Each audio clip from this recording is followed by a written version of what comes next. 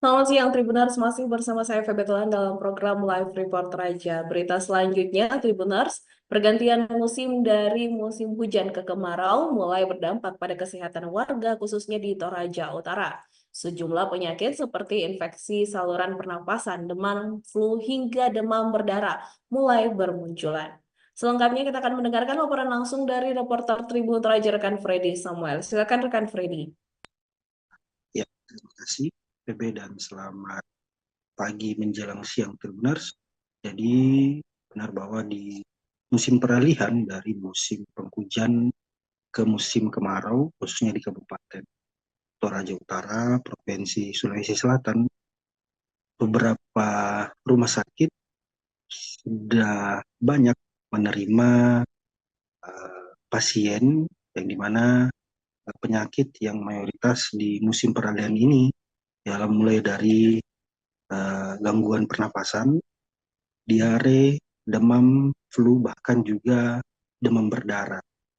Dalam wawancara Tribun Toraja pada Direktur Rumah Sakit Elim Kota Rantepao, Bapak Dr. Adrian mengatakan bahwa dalam sepekan satu kasus demam berdarah, positif demam berdarah telah ditangani oleh petugas kesehatan di Rumah Sakit Elim Kota Rantepao, yang dimana juga untuk kasus-kasus lainnya seperti gejala flu dan demam dan infeksi saluran pernapasan atau ISPA dan penyakit lainnya juga mulai marak. Dan kepada Tribun Toraja, Direktur Rumah Sakit Elim Kota Rantepao, Dr. Radian mengatakan bahwa untuk masyarakat harus tetap berhati-hati dan menjaga kondisi kesehatan di masa peralihan tersebut, yaitu jika masyarakat mengalami demam 2 hingga 7 hari, alangkah baiknya mengecek kesehatan ke puskesmas terdekat atau langsung saja ke rumah sakit dan akan diperiksa, dan jika ada indikasi positif penyakit di masa peralihan cuaca tersebut, tentunya akan disarankan untuk dirawat inapkan, di mana hal ini untuk demi menjaga kesehatan masyarakat tersebut di musim peralihan. Dan ia juga mengatakan bahwa di musim peralihan tersebut masyarakat wajib memakan buah-buahan bahkan sayur-sayuran untuk memperkuat stamina atau imun dari warga Kabupaten Toraja Utara sendiri. Bahkan dari data resmi Rumah Sakit Elim Kota Rantepao, di tahun lalu pada tahun 2024 penyakit-penyakit tersebut bahkan lebih tinggi kasusnya di Rumah Sakit Elim Kota Rantepao, di mana kasus tersebut capai hingga 5 hingga 10 pasien dalam bulan peralihan tersebut, yang dimana pada tahun lalu masuk di bulan Februari tahun 2024. Seperti itu, PB, saya kembalikan ke studio.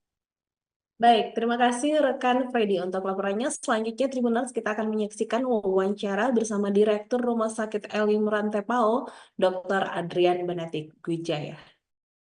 Ya, pada bulan ini sebenarnya untuk peningkatan pasien masih belum signifikan, masih kurang lebih hampir sama dengan bulan-bulan sebelumnya.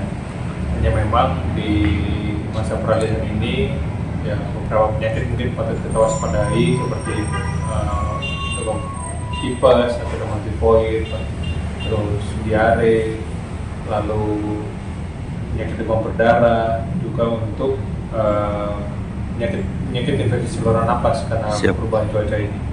Nah, minggu lalu sendiri sudah ada satu pasien demam berdarah yang kami rawat di sini, dan ya meskipun belum meningkat secara signifikan, tapi ini sudah menjadi tanda awal untuk kita bisa waspada. Biasanya kalau sudah ada satu kasus akan diikuti oleh kasus-kasus lainnya, biasanya seperti itu. Makanya kita harus waspada jika misalnya kita menemui bahwa kita bergejala demam sudah 2 hari sampai 7 hari, segera kita periksakan ke fasilitas kesehatan terdekat agar kita bisa memastikan uh, apa penyakit yang kita derita. Terlebih jika di sekitar kita sudah ada yang terkena penyakit demam berdarah, itu patut kita waspadai. Lalu penularan penyakit khususnya demam berdarah ini dapat dicegah dengan kita bersama-sama untuk menjaga kebersihan lingkungan kita. Ya, kita lihat mungkin ada beberapa penampungan air itu bisa kita bersihkan secara rutin, selokan kita juga bisa kita bersihkan secara rutin. Lalu kita patut waspadai di mana tempat-tempat air yang biasanya bisa tertampung di situ. Dan karena itu termasuk botol-botol plastik, ban bekas, pot bunga, dan itu harus kita bersihkan secara rutin. Siap Pak. Berarti memang ada minggu lalu ya kasus itu kenaikan DBD. Nah ini apakah pasien ini pendatang yang pulang kampung atau memang berdomisili di Toraja Pak atau seperti apa? Oh iya, yang ini kasusnya berdomisili di Toraja. Demikian Tribuners untuk live report kita di hari ini 28 Maret 2025. Ikuti semua media sosial Tribun Raja untuk mendapatkan update terbaru mengenai peristiwa seputar Toraja hingga dunia. Saya Febetelan dan kru yang bertugas undur diri, mata lokal menjangkau Indonesia.